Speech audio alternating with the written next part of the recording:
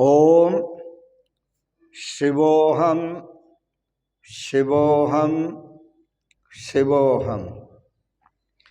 ओम सच्चिदानंद रूपाय विश्वोत्पत्त्यादिहेतवे तापत्र विनाशाय श्रीकृष्णाय वयं नमः। श्रीकृष्णाय वयं नमः। ओम नीलाम्बुजश्यामलकोमलांगं सीतासमारोपितवामभागं पाणौ महासायकचारुचापं नमामि रामं रघुवंशनाथं। नमामि रामं रघुवंशनाथं। ओम अखंडानंदबोधाय शिष्यसंतापहारिणे सच्चिदानंदरूपाय तस्मै श्री गुरवे नमः। तस्मै श्री गुरवे नमः। तस्मै श्री गुरवे नमः। पूर्व प्रसंग में आप श्रवण कर रहे थे, सुंदर प्रसंग। भगवान श्री राम और विश्वामित्र जी के साथ, अपने गुरुदेव के साथ, भगवान श्री राम का आदर्श अनूठा है।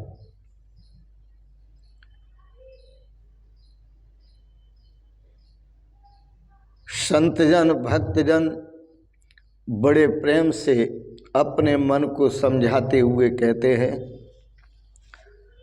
राम चरण मन लाग रे तेरी अच्छी बनेगी। राम चरण मन लाग रे तेरी अच्छी बनेगी।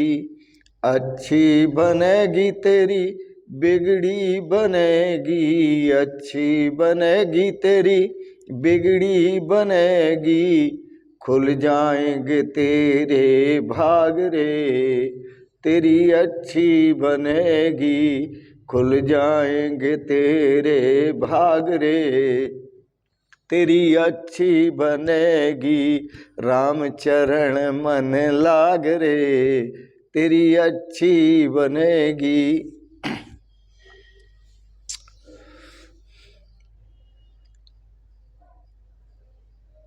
विश्वामित्र जी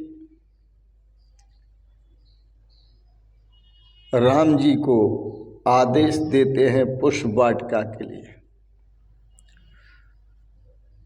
फूल चुनने के लिए, तुलसी दल लेने के लिए। भगवान श्री राम जनक जी की जब पुष्प वाटिका में गए और फूल चुनने के लिए घूमने लगे, वहाँ माली को देखा। पीछे से राम जी ने माली को कहा, चाचा प्रणाम। माली ने मुड़ के देखा और कहा, मैं तो तुच्छ सेवक हूँ, मैं प्रणाम के योग्य नहीं हूँ। राम जी बोले कि उम्र में तो आप हमसे बड़े हैं, तो जो उम्र में बड़े होते हैं वह भी पूजनीय होते हैं, इसलिए मैंने आपको प्रणाम किया है।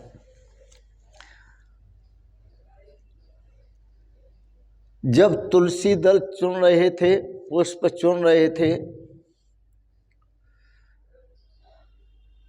तो इस प्रकार से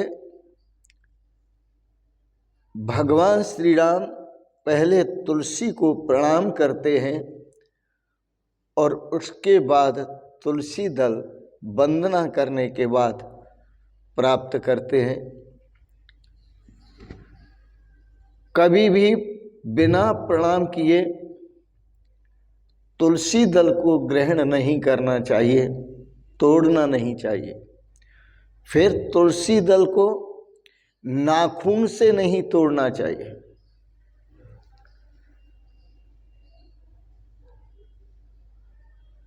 यह तुलसी दल, तुलसी क्या है? यह भगवान श्री कृष्ण का जहाँ प्रसंग आता है वहाँ राधा रानी का स्वरूप बताया है तुलसी को। सदा तुलसी की और पार्वती जी की पूजा करे। ऐसा करने से माताओं का, नारियों का सौभाग्य अखंडित रहता है, अखंड सौभाग्य की प्राप्ति होती है। उसी उद्यान में सीता जी आई, राम और सीता की दृष्टि का मिलन हुआ। राम जी सीता जी को देखते हैं और सीता जी राम जी को देखती हैं। यह दृष्टि मिलन की कथा केवल रामचरितमानस में है, वाल्मीकि रामायण में नहीं है, भावार्थ रामायण में भी नहीं है, आनंद रामायण में भी नहीं है और अध्यात्म रामायण में भी नहीं है। सीता जी ने जगदम्बा को प्रणाम करके, चूंकि राम जी के दर्शन किए, नजर मिली तो राम जैसा पति मांगा। सीता जी प्रार्थना करती हैं जगदम्बा को, जय जय गिरभर राज किशोरी, जय महेश मुख चंद चकोरी, देवी पूज पद कमल तुम्हारे, सुर नर मुनि सब होए सुखारे। राम लक्ष्मण पुष्प आदि लेकर वापस आए और विश्वामित्र जी से कहा, गुरुदेव, जिस कन्या का कल स्वयंवर है, उस कन्या को हमने उद्यान में आई हुई देखा। वह भी उद्यान में आई हुई थी। राम का स्वभाव बड़ा सरल है, अपने मन की बात, अपने पेट की बात अपने गुरुदेव से कह देते हैं, क्योंकि उनके अंदर छल कपट नहीं है। राम जी का स्वभाव इतना पवित्र है, गोस्वामी तुलसीदास जी लिखते हैं, सरल स्वभाव छुअत छल नाही। भगवान श्री राम का स्वभाव निश्चल स्वभाव है, निष्कपट स्वभाव है। छल और कपट तो उनके स्वभाव में, संस्कार में है ही नहीं। विश्वामित्र जी ने कहा, वत्स, मैं जानता हूं, मैंने इसलिए तुम्हें उस उद्यान में भेजा था। मुझे मालूम था कि प्रतिदिन सीता जी उस उद्यान में आती हैं और माता की पूजा करती हैं, इसलिए भेजा था कि सीता जी आपको देख लें और आप सीता जी को देख लें। तुम सीता जी को देख लो और सीता जी तुम्हें देखे। स्वयंवर का समय आया। राजा जनक ने राजसभा में कहा,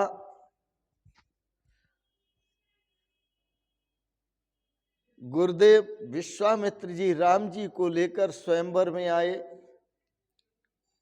राजा जनक ने गुरुदेव का वंदन किया और उनको बिठाया, आसन दिया। आसन देने के बाद राजा जनक ने अपनी पुत्री की बचपन की बात कही। मेरी पुत्री जब 3 वर्ष की थी तब इस धनुष को घोड़ा बनाकर खेलती थी। जो इस धनुष को भंग करेगा उससे ही मैं अपनी पुत्री का विवाह करूंगा। यह जनक जी ने प्रतिज्ञा कर ली। इस सभा में रावण भी उपस्थित था। और रावण जो उपस्थित था, तो पहले तो ये समझो कि रावण कहते किसे हैं। रावण उसको कहते हैं जो अपनी जय जयकार कराने में खुश होता है।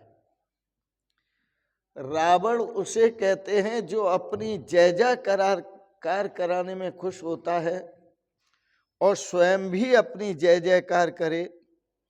जो स्वयं अपनी प्रशंसा करे, आत्मश्लाघा करे, अपनी प्रशंसा करे, वही रावण है। रावण सभा में भी अपनी पहले जय जयकार करा रहा है। अपनी जय जयकार करा करके रावण ने मुफ्त में ही राजा जनक जी से झगड़ा मोल ले लिया। धनुष उठाने का प्रयत्न किया। जब देखा कि रावण धनुष उठा रहा है, तो सीता जी ने मां पार्वती से प्रार्थना की और पार्वती माता ने भगवान शिव से प्रार्थना की कि हे नाथ, यह धनुष इतना गरू हो जाए, ऐसा उपाय कोई कीजिए कि इतना भारी हो जाए कि इसे कोई उठा न सके। सबसे पहले रावण आया है, ये तोड़ देगा धनुष, आपके इष्ट राम जी कुंवारे रह जाएंगे, इसलिए आप कोई उपाय कीजिए। भगवान शिव ने उपाय किया। रावण के अभिमान को चूर करने के लिए भगवान शिव ने अपने सेवकों को कहा कि शीघ्र ही सूक्ष्म रूप धारण करो, और 100 सेवक सूक्ष्म रूप धारण करके धनुष पर जाकर बैठ गए। रावण उस धनुष को उठाने के लिए आगे आया। जब आगे आया तो वह उस धनुष को भूमि से तिलवर नहीं उठा सका, जरा भी नहीं उठा सका। उसकी जो सेखी थी, सब सेखी धूल में मिल गई। उसका जो अहंकार था बलवत्ता का, वो सब धूल में मिल गया। ऐसा होने पर अन्य सभी राजा भी चकरा गए, सावधान हो गए कि इतना बलवान राजा रावण, हम सब में बलवान, और वो इस धनुष को तिलवर नहीं उठा सका। तो सब राजा सोचने लगे हमारी तो औकात क्या है जो हम इस धनुष को उठा लेंगे। सब कतराने लगे, कोई भी धनुष के पास आने को तैयार नहीं।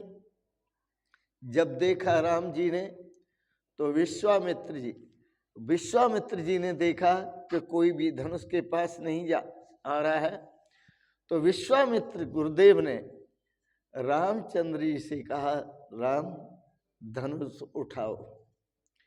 भगवान श्री राम को धनुष उठाने की आज्ञा दी। प्रथम तो भगवान श्री राम ने अपने गुरुदेव को प्रणाम किया और प्रणाम करके फिर धनुष के पास गए।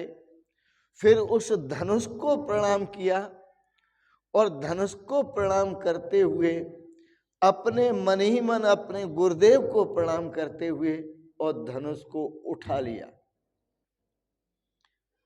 गुरह प्रणाम मनहि मन कीना, गुरह प्रणाम मनहि मन कीना, अति उठाए लागव धनु लीना। जो अत्यंत गरु भारी धनुष था वो राम जी ने उठा लिया और बांधने लगे, और बांध करके खींचा तो उस धनुष के 2 टुकड़े हो गए। विश्वामित्र जी ने कहा सीता जी को, कहो अब बाहर आए, हम उनका दर्शन करना चाहते हैं। सीता जी बरमाला लेकर के बाहर आई। इधर रामचंद्र जी महाराज सोच रहे हैं। रामचंद्र जी थोड़ा विचार में डूब गए। उन्होंने सोचा ये विवाह कैसा है।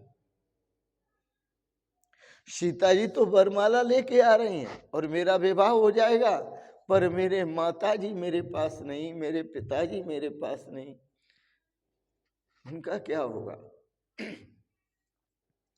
माता पिता का तो होना बहुत जरूरी है, उनकी आज्ञा का होना बहुत जरूरी है। उनकी आज्ञा के बिना मैं कैसे विवाह कर सकता हूँ। भगवान श्री राम मर्यादा पुरुषोत्तम राम हैं। सीता जी से राम जी कुछ लंबे हैं। सीता जी उचक उचक करके भगवान श्री राम के गले में माला डालना चाहती हैं, लेकिन भगवान श्री राम तो अपने माता पिता को देख रहे हैं। जब ये दृश्य देखा कि राम जी के गले में माला नहीं पड़ पा रही है, तो गुरुदेव ने कहा, राम जी क्या बात है। जनक जी भी सामने थे, बोले माला क्यों नहीं पड़ रही। जनक जी से पूछा कि जनक जी आप ही पूछो राम जी से। जनक जी ने पूछा कि माला क्यों नहीं पड़ रही। राम जी ने कहा कि मेरा जो छोटा भाई लक्ष्मण है वो भी तो मेरे साथ है, पहले उसका विवाह होना चाहिए, फिर मैं बाद में अपना विवाह करूंगा। यह प्रस्ताव राम जी ने रखा। राजा जनक ने उसी सभा में घोषणा की कि राम जी अपना विवाह करें। सिर नवाते हुए जनक जी ने घोषणा की, राम जी अपना विवाह करें, लक्ष्मण के विवाह के लिए मेरी दूसरी कन्या तैयार है।